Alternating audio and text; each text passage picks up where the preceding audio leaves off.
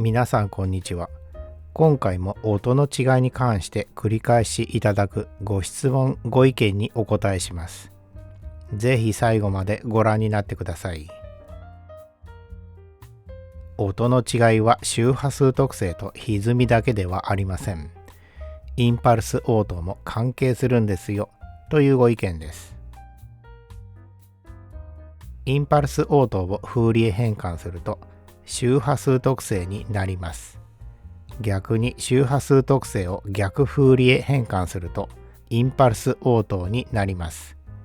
つまり周波数特性とインパルス応答は同じ情報を見方を変えて表しているだけです。どちらも音の違いを表現できますが、インパルス応答は音色をイメージしにくくて聴覚限界と直接比較することもできません。音の違いを確認するには周波数特性の方が直感的に分かりやすいため、周波数特性を使って解説しています。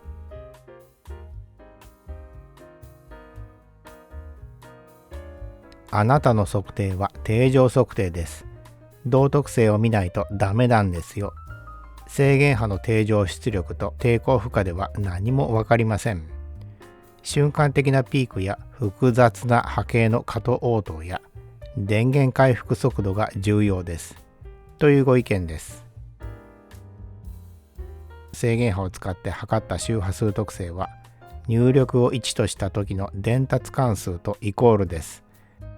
この測定は後で説明するように抵抗負荷で測らないといけません。制限波の代わりに音楽信号やインパルス信号を使うこともできますが、振幅一定の制限波を使うやり方が一番きれいに測れます。実際の測定結果を見てみましょう。周波数特性がフラットなら過渡応答は完璧です。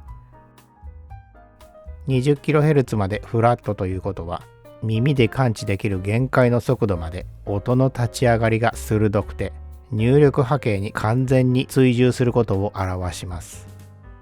瞬間的なピークもどのように複雑な波形も入力した通りに再現されます。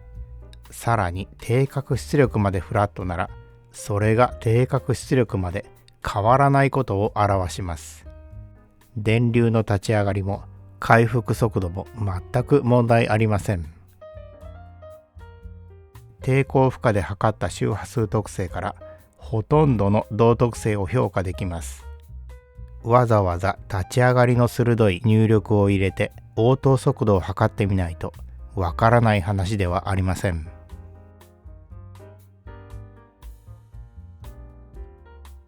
特性が同じなら音が同じという話は現実には成り立ちませんよ。現実のスピーカーはインピーダンスが大きく変動するし、逆起電力を返します。これを考えていますかというご意見です。スピーカーのインピーダンス特性や逆起電力の影響はスピーカー端子のところで観測できます。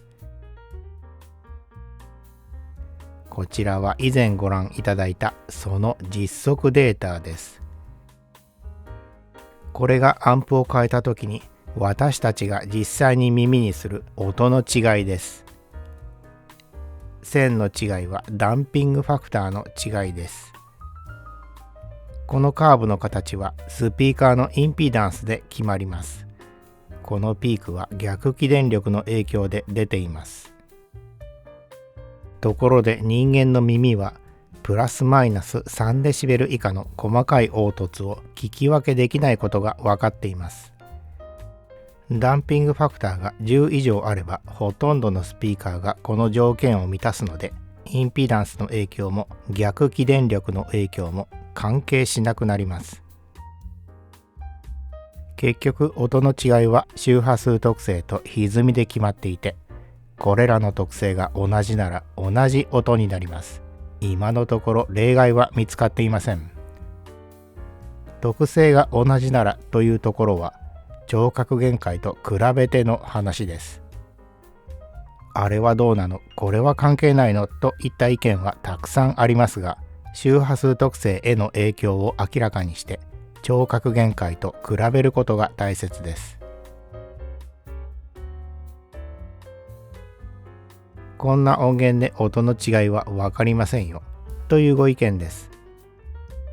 確かにその通りかもしれません。いつもお聞きいただいている音楽ソースとそれぞれのチェックポイントは次の通りです。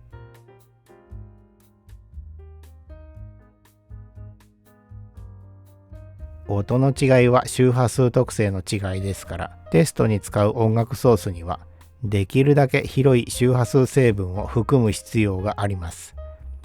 いつもの聞き分けテストではストリームが一番わかりやすいと思います。これは含まれている周波数成分が一番広いからです。YouTube は 20kHz まで配信されるので、配信の品質自体は聞き分けに十分です。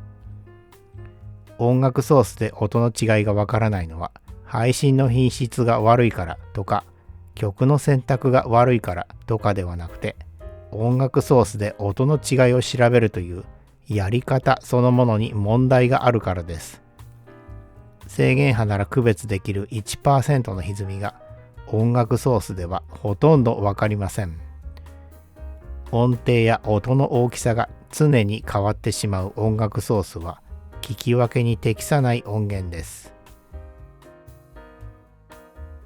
音の違いを調べる目的に最も適したソースは P という制限波です。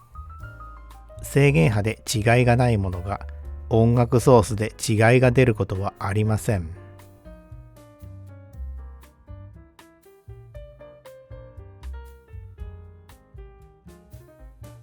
アンプの違いはアンプの音そのものではなくて、スピーカーをどう駆動できるかの違いですよというご意見です。これはその通りです。アンプをスピーカーにつないで駆動すると音が変わります。例えば駆動力の弱いアンプで鳴らすと、先ほどお見せしたようなインピダンスカーブが現れます。これはアンプの音の違いではなくて性能の違いです。アンプの本来の音を知ろうと思ったら、このインピダンスカーブが表に出ないように抵抗負荷で駆動しないといけません。音の違いと性能の違いをごちゃ混ぜにしないよう注意してください。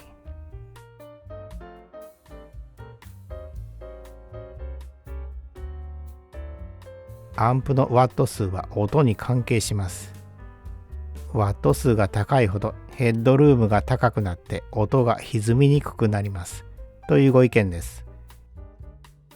ワット数が小さいアンプでボリュームを上げると音が歪んで音色が変わります。これは出力が下手ったからです。普通はこういうことが起こらないワット数の製品を選ぶと思いますから、出力が下手る状況は起こりません。下手った場合はアンプの選択を間違えたのです。ホームユースでは定格 20W もあれば大抵足ります。これ以上あってもスピーカーの方が先に下手ってしまって音質が期待できません。ヘッドルームの高さは下手る限界と一致します。最大出力がいくら高くても下手る前の音量でヘッドルームが高くなることはありません。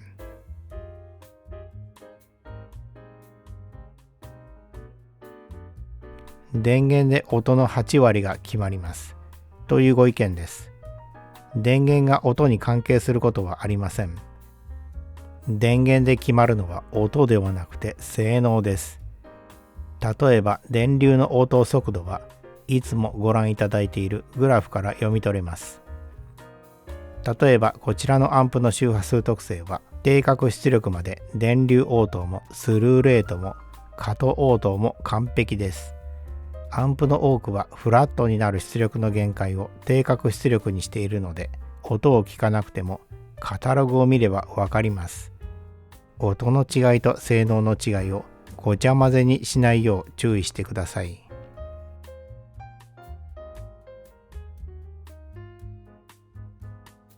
大出力アンプの違いは軽自動車とポルシェの違いです。ポルシェは余裕を持って走れますよねというご意見です。パワーに余裕のあるスポーツカーは日常走行でも走りの余裕を実感できますが、アンプのパワーの余裕が日常の音量で音の余裕になることはありません。大出力アンプの違いはボリュームを上げた時に到達できる最大音量だけです。アンプは 20W で足りることが多いと思います。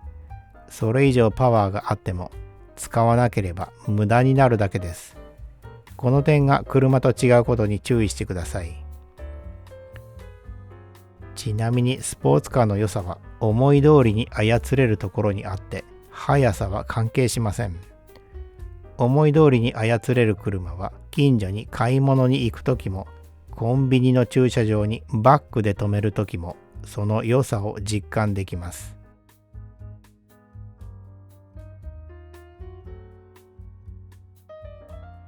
音は肌や肉体全体で感じるから、過聴域外の音も大事なんですよというご意見です。人間は音を体全体で感じることが知られています。これを身体共鳴と言います。これはコンサートホールやライブ演奏で体験できます。この共鳴は音楽の感動を劇的に高める効果があります。身体共鳴の周波数は 250Hz から上の過聴域です。共鳴に必要なものはバカでかいウーファーや超広域を再生できるスーパーツイーターではなくて、十分な音量や床から伝わる振動です。十分な音量を出すためにはあらかじめ広域を落とす必要があります。CD のような音源の音量をそのまま上げるとうるさくなって感動どころではありません。過聴域外の音は必要ありません。耳に聞こえない超高音や超低音はどちらかといえば不快感につながる要因です。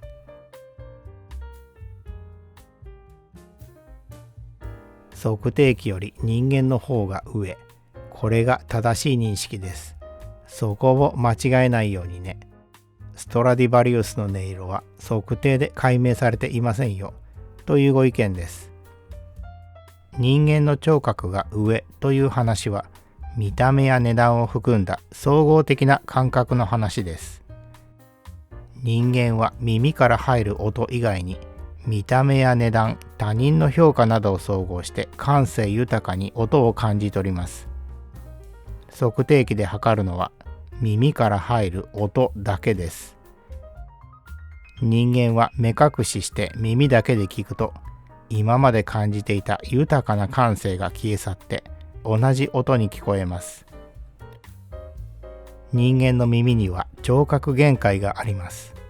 これが測定器を上回ることはありません。バイオリンのような楽器の音の評価は物の作りや歴史や世間の評判に大きく影響されます。ストラディバリウスの音色が未だ解明できないのは特別な音色というものがないからでしょう。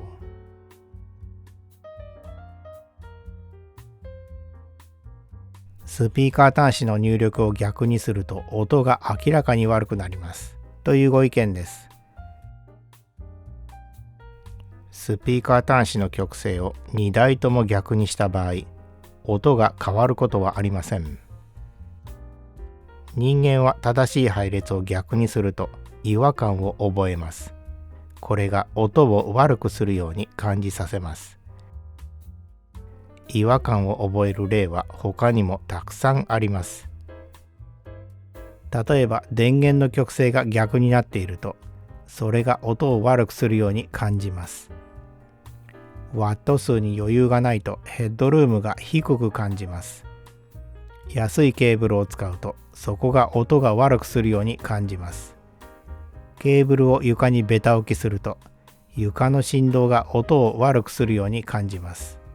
このような違和感は解消する必要があります。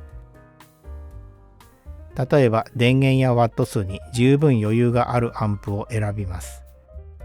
床の振動が気になる人は、床からケーブルを持ち上げるアクセサリーを使ってください。安いケーブルが気になる人は、ある程度見た目の良いケーブルに変える必要があります。ケーブルの投資は機器の 10% が目安という話は昔からあるアドバイスです。組み合わせのイメージは昔から重視されてきました。JBL とソニーの組み合わせに違和感を感じる人は、マッキントッシュにする必要があります。フォーマットのイメージも重要です。デジタルは飛び飛びで音が悪いと感じる人は、レコードで再生する必要があります。歴史やブランドイメージも重要です。レプリカの 300B に違和感を感じる人は、ウエスタンエレクトリックにする必要があります。安物の量産品で音が悪いと感じる人は、ストラディバリウスを使う必要があります。見た目のイメージは音のイメージに関する決定的な要因です。重低音や音の厚みが欲しかったら、重くて立派な作りのアンプに太いケーブルをつながないといけません。オーディオという趣味で心穏やかに音楽を楽しむためには、自分が感じる違和感を一つ一つ潰していく必要があります。機器の選択で重要なのは、耳で聞いて自分が気に入ることではなくて、自分が感じる違和感をなくすことです。他人の意見を優先して違和感に妥協してしまうと、結局買い替えることになってしまいます。好みの音は違和感がなくならないと達成できません。違和感がすべてなくなって初めて音楽の芸術性に浸れて演奏者の情感に没入することができます。自分が見た目に満足して違和感がない状態に持っていく。これはオーディオという趣味で満足を得るための重要なポイントです。ただしこういうものはキリがありません。果たしてそれが本当に意味があるのか、投資するお金に見合うものなのか。理屈や測定データはその答えを示してくれる確かな情報です。ご視聴ありがとうございました。